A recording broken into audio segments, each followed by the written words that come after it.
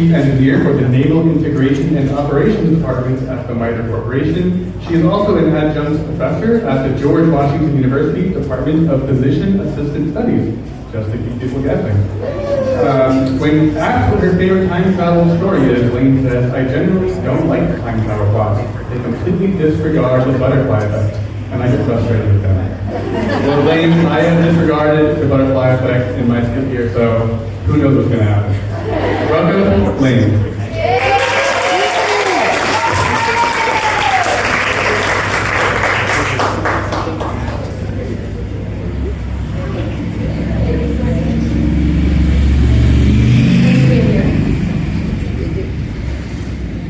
An astronaut for as long as I can remember.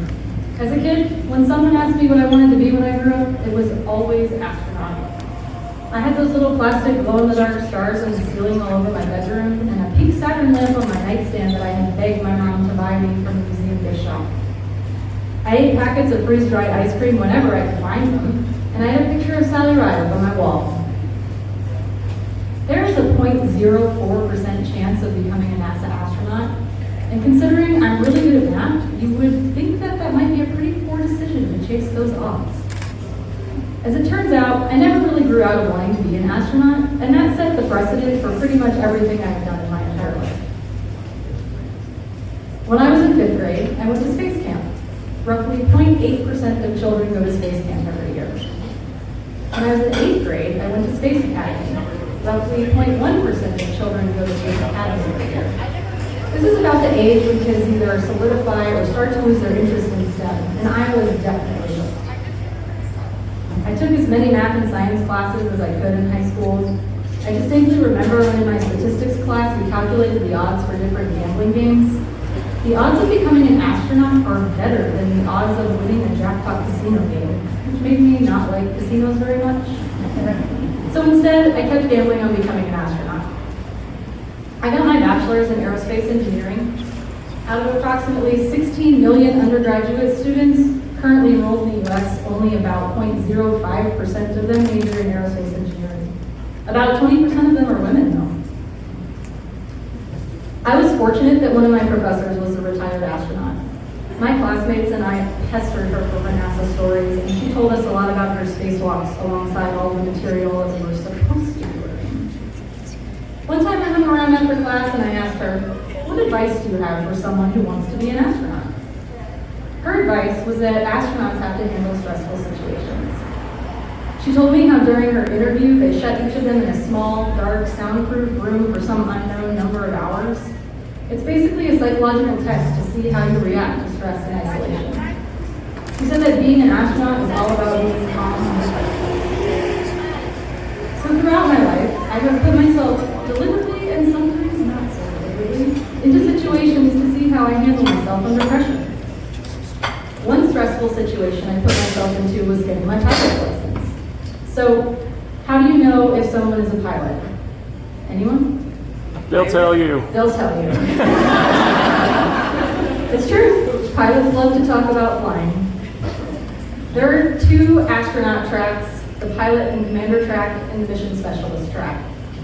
And military aviators are essentially the only careers eligible to apply to the pilot commander track. So after I got my private pilot's license, I started looking into flying in the military. Unfortunately for me, my right eye was standing between me and the moon.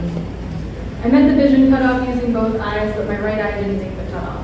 So I put myself on the mission specialist track instead, and I got my master's in mechanical engineering. Shortly after I finished my master's, I submitted my first astronaut application. I made it through several rounds, and I got a very lovely thanks, but no thanks later email.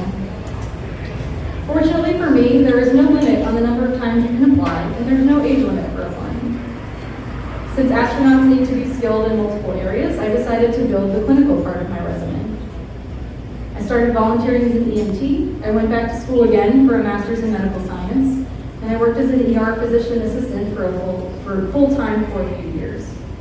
If you want to see if you're calm under pressure, responding to emergencies as an EMT and working in a busy trauma center emergency room are really good ways to see if you're calm under pressure. NASA finally opened another application window and I submitted my second astronaut application. Again, I got through several rounds and I got another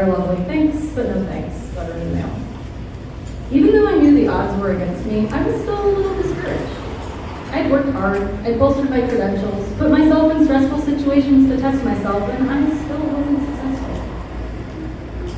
At this point, I lived in the DC metro area where I had the chance to meet Colonel Terry Burks, who was a former Air Force fighter pilot and NASA astronaut. Colonel Burks had just retired from the astronaut corps and published a book of photographs he'd taken while living on the International Space Station. Fortunately for me, he decided to host his book launch event at the National Geographic in downtown DC. I wasn't planning on buying his book, but after his inspiring talk, I ended up buying one. Since everyone else was smart and had purchased their book before the event, I was literally the last person in line for an autograph.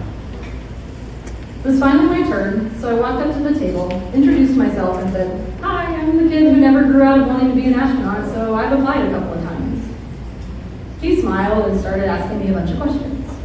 "So, what do you do?" I replied that I'm an aerospace engineer. He said, "You should think about learning to fly." And I rattled off, "Yes, I'm an instrument-rated private pilot, and I'm in aerobatics and a tail driver endorsement." And he said, "Great. Have you ever thought about getting scuba certified?" And I said, "Yes, I have my open water diver certification."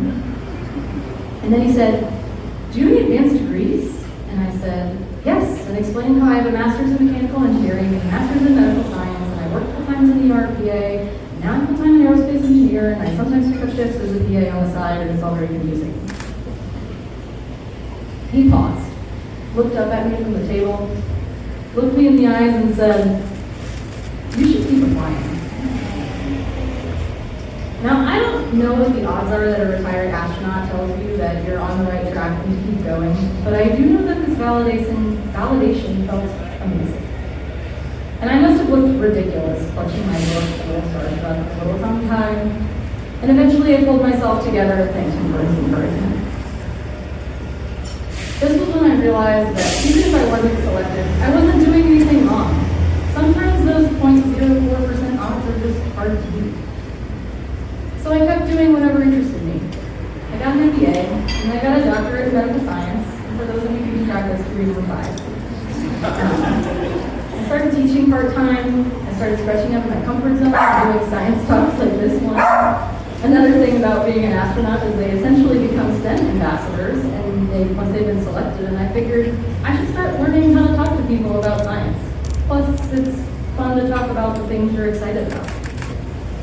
I submitted my 3rd astronaut application during the last application cycle, and I made it to the highly qualified astronaut candidate applicant category.